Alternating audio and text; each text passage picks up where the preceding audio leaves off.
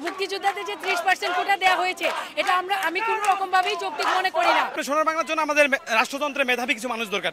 এই মেধাবী মানুষের জন্যই আমাদের আসলে কোটা প্রথা বাতিল করা উচিত।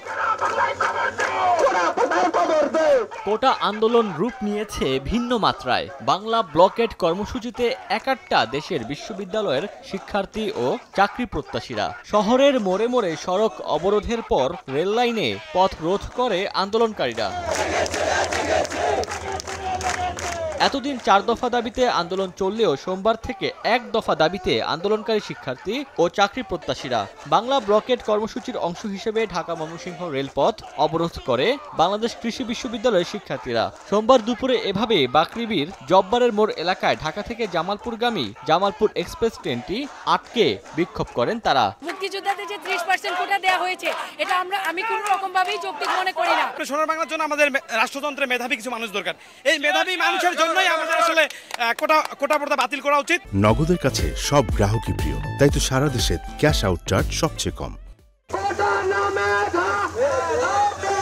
এ সময় বৃষ্টির মধ্যে চলতে থাকে বিক্ষোভ। এদিকে প্রায় 1.25 ঘন্টা ট্রেন আটকে রাখায় দুর্ভোগের মুখে পড়েন সাধারণ যাত্রীরা। আন্দোলনের নামে মানুষের ভোগান্তির জন্য ক্ষোভ প্রকাশ করেন তারা। রাজশাহী বিশ্ববিদ্যালয়ের কোটা পদ্ধতি সংস্কার আন্দোলনের শিক্ষার্থীরা ক্যাম্পাস সংলগ্ন মেহেরচণ্ডী ফ্লাইওভার এলাকায় রেলপথ অবরোধ করে অবস্থান নেয়। এতে রাজশাহীর সঙ্গে রেল যোগাযোগ সাময়িকভাবে বন্ধ থাকে। চরম দুর্ভোগে পড়েন সাধারণ মানুষ।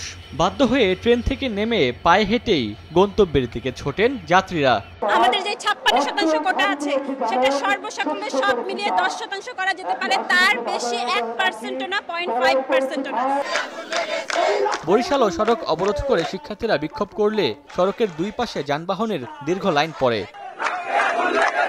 এদিন রংপুরেও সাধারণ শিক্ষার্থীদের ব্যানারে বিশ্ববিদ্যালয়ের শেখ রাসেল মিডিয়া চত্বরে বিক্ষোভ করে নগরীর মডার্ন মোড়ে সমাবেশ হয়। এ সময় দাবির পাশাপাশি বেরোবির কলের গানের শিল্পীরা বিভিন্ন গান পরিবেশন করেন।